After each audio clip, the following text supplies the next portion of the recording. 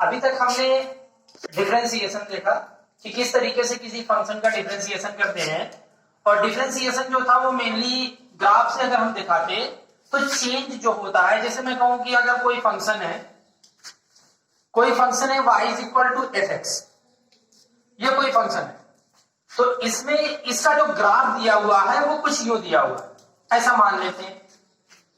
तो इस पर कोई बहुत छोटा सा चेंज जो मैं देखता हूं, छोटा सा चेंज x और y में, जैसे मैंने x को चेंज किया तो y चेंज हुआ, तो जो छोटा सा चेंज है रिस्पेक्टिव चेंज, मतलब delta y by delta x, और छोटा सा लगाया हूं तो लिमिट लगाता हूं, limit delta x tends to 0, ये आपका जो बोले बताएगा, ये आपका dy dx या डिफरेंशिएशन डिनोट करेगा।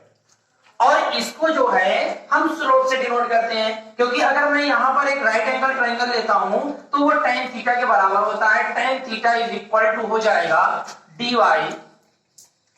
dx। अब इस डिफरेंशिएशन की सहायता से हम किसी फंक्शन का ग्राफ कैसे खींचेंगे। अगर कोई फंक्शन हमें दे दिया जाए और कहा जाए कि इस फंक्शन का ग्राफ खींचिए, तो आप उस फंक्शन का ग्राफ कैसे खींचेंगे, ये ज्यादा मायने रखता है। तो जैसे अगर कोई फंक्शन हमें दिया जाए, अगर कोई फंक्शन दिया गया y is equal to F X का, तो इसका ग्राफ चेक करने के लिए हम क्या क्या कर सकते हैं कि इसका ग्राफ कहां मैक्सिमम होगा, कहां मिनिमम होगा, वो कैसे चेक करें। तो जैसे मान लीजिए कि हमें कोई फंक्शन दिया गया है, इसका ग्राफ ऐसा है, मान लो बना है, ऐसा ग्राफ बना, तो अगर ये ग्राफ बना है तो इसमें आपको मालूम है कि जैसे जैसे x की वैल्यू आप देख रहे हैं चेंज हो रही है, तो y की वैल्यू वैसे वैसे चेंज हो रही है। तो x की वैल्यू चेंज होने पर y भी चेंज हो रहा है, तो मतलब अगर छोटा सा चेंज देखूं तो छोटा सा चेंज जो tan थीटा डिनोट करेगा वो dy dx होगा। अगर इस पॉइंट पर देखूं, इस पॉइंट पर देख रहा हूं तो ये थीटा बना रहा है, इस पॉइंट पर देख रहा हूं तो ये थीटा बन रहा है, इस पॉइंट पर देख रहा हूं स्लोप से मैं ये ले रहा हूं, ये थीटा बन रहा है, इस पॉइंट पे देख रहा हूं तो ये थीटा बन रहा है। अलग अलग पॉइंट पे अलग अलग वैल्यू थीटा की मिल रही है। इधर मैं देख रहा हूं तो थीटा कुछ ऐसे बनेगा, तो x एक्सिस के साथ जो एंगल बन रहा है वही थीटा डिनोट कर रहा है। तो ये जैसे जैसे ग्राफ चेंज हो रहा है वैसे वैसे स्लोप चेंज हो रहा है, आगे बढ़ रहा है ग्राफ, स्लोप चेंज हो रहा है। अगर मैं ये कहूं कि यहां पर जब पहुंचता हूं, एकदम मैक्सिमम वाले पॉइंट पर जब पहुंचता हूं, तो मैं क्या देखता हूं, मैक्सिमम वाले पॉइंट पर जब पहुंचता हूं तो मैं ये देखता हूं कि x एक्सिस से कितना एंगल बना रहा है। तो x एक्सिस से एंगल, अगर इस पर हम एक टेंजेंट खींचे, ये टेंजेंट ऐसा कहीं जाएगा जो x एक्सिस पे कभी नहीं कटेगा। अगर x एक्सिस पे नहीं कटेगा तो इसका मतलब वो x एक्सिस के साथ कोई एंगल नहीं बना रहा। अगर वो x एक्सिस के साथ कोई एंगल नहीं बना रहा है तो उस कंडीशन में थीटा हो जाएगा 0। तो फॉर मैक्सिमा एंड मिनिमा,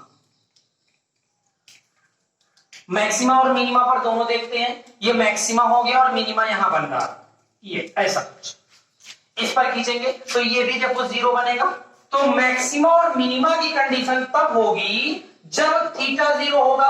तो मतलब ये है कि dy dx ये इज इक्वल टू 0 हो जाएगा।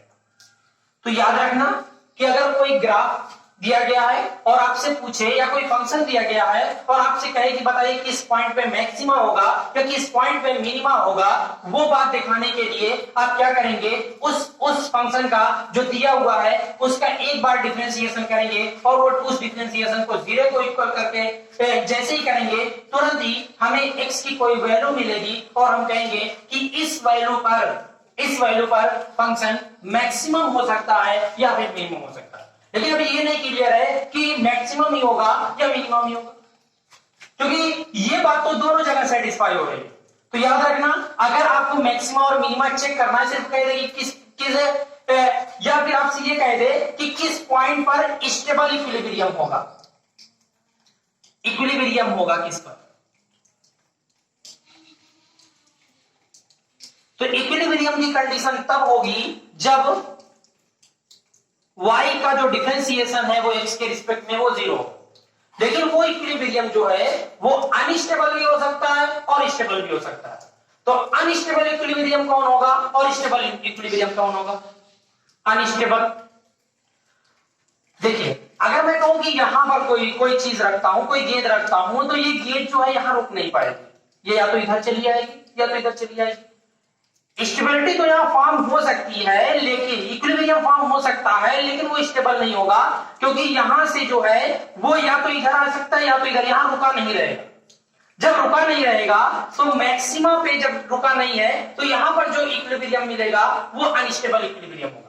तो याद रखना अनस्टेबल इक्विलिब्रियम जो है वो मैक्सिमा पे मिलेगा, और जो स्टेबल इक्विलिब्रियम, अगर यहां कोई गेंद रखता हूं, यहां से इधर उधर करता हूं थोड़ा बहुत, तो वो फिर इसी पॉइंट पर आकर के रुकती है, मतलब स्टेबिलिटी फॉर्म करेगी यहां पर। तो ये अनस्टेबल जो है ये मैक्सिमा पर, और जो स्टेबल इक्विलिब्रियम है वो मिनिमा पर मिलेगा। अच्छा, लेकिन अभी तो हमें यही नहीं क्लियर है कि कहां मैक्सिमा मिलेगा कहां मिनिमा मिलेगा, क्योंकि हमें तो ये मालूम है बस ये अगर 0 है तो मैक्सिमा और मिनिमा मिल सकता है। अच्छा, अब हम यहां देख रहे हैं कि जैसे जैसे हम बढ़ रहे हैं, यहां से आगे बढ़ रहे हैं, पहले क्या था, ये एंगल कुछ यहां था, इस पॉइंट पे पहुंचे एंगल कुछ ऐसा हो गया, यहां पहुंचे कुछ एंगल, मतलब एंगल जो है वो चेंज हो रहा है, धीरे धीरे 0 की तरफ टेंड कर रहा है, 0 की तरफ एंगल टेंड कर रहा है। अच्छा, अगर एंगल देखो यहां से जैसे जैसे हम जा रहे हैं, बढ़ रहे हैं, वैसे वैसे ये एंगल जो है वो घट रहा है।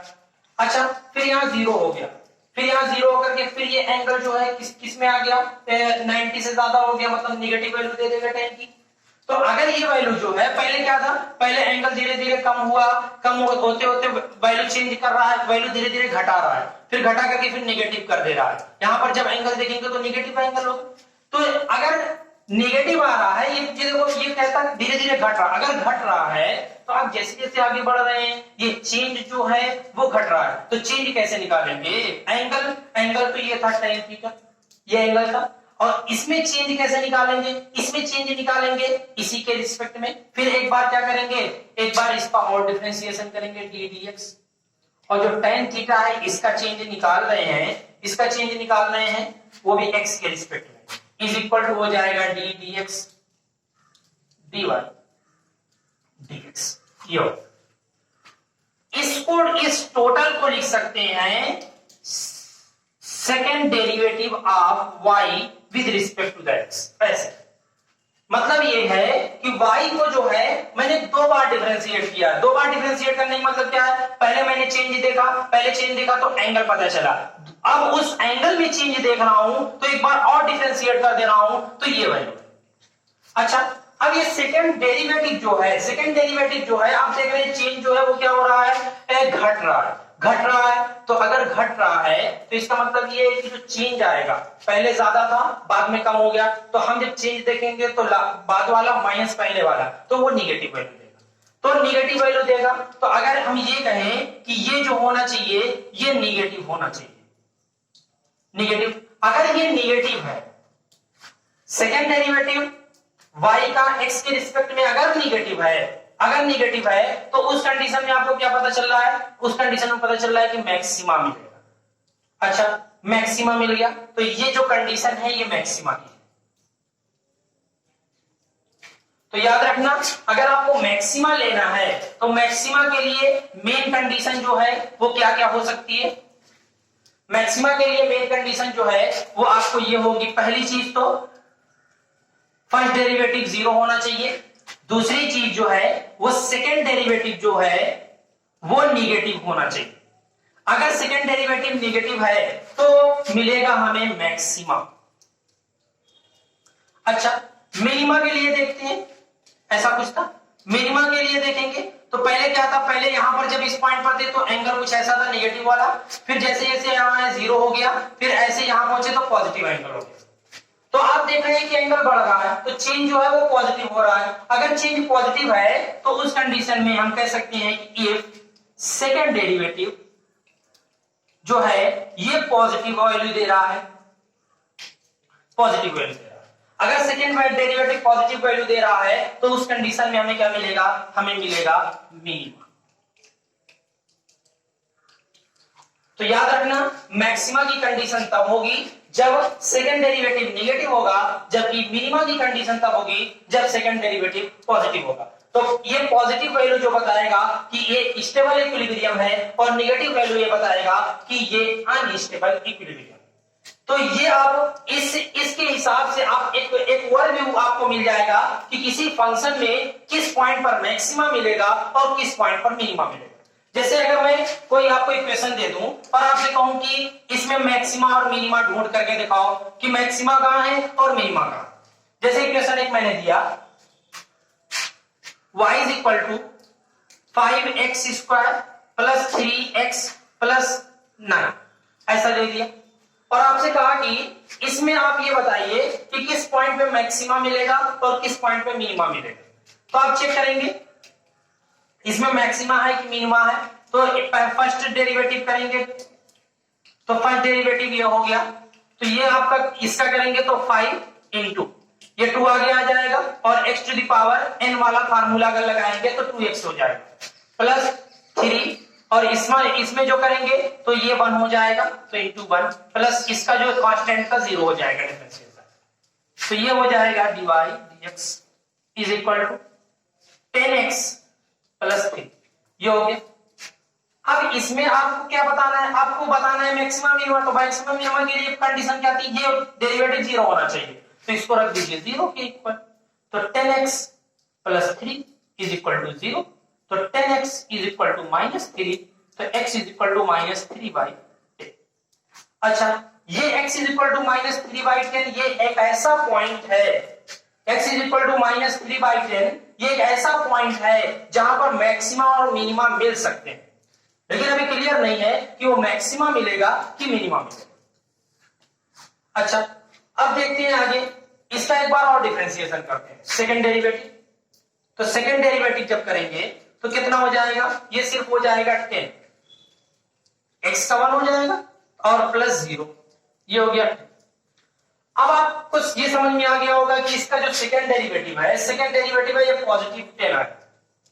अगर सेकंड डेरिवेटिव पॉजिटिव 10 आया है किस पॉइंट पर, x इक्वल टू -3/10 पर, तो जो आपका -3/10 है यहां कहीं होगा -3/10 अगर मान लेते हैं, तो -3/10 जो है इस पॉइंट पर आपको क्या मिलेगा, आपको ये वैल्यू पॉजिटिव मिल रही है, ये वैल्यू पॉजिटिव मिल रही है। अगर ये वैल्यू पॉजिटिव है तो इसका मतलब ये है कि आपका जो ग्राफ है उसमें मिनिमा आपको मिलना है किस पॉइंट पर, -3/10 पर।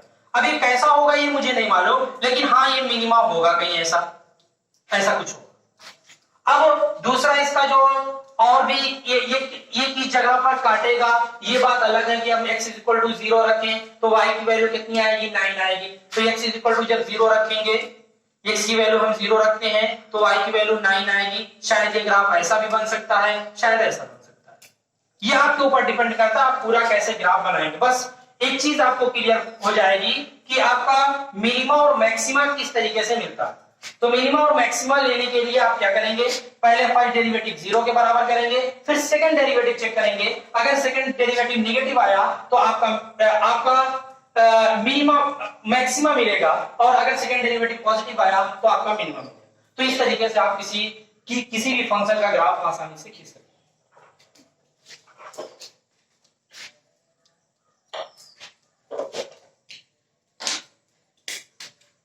हैं।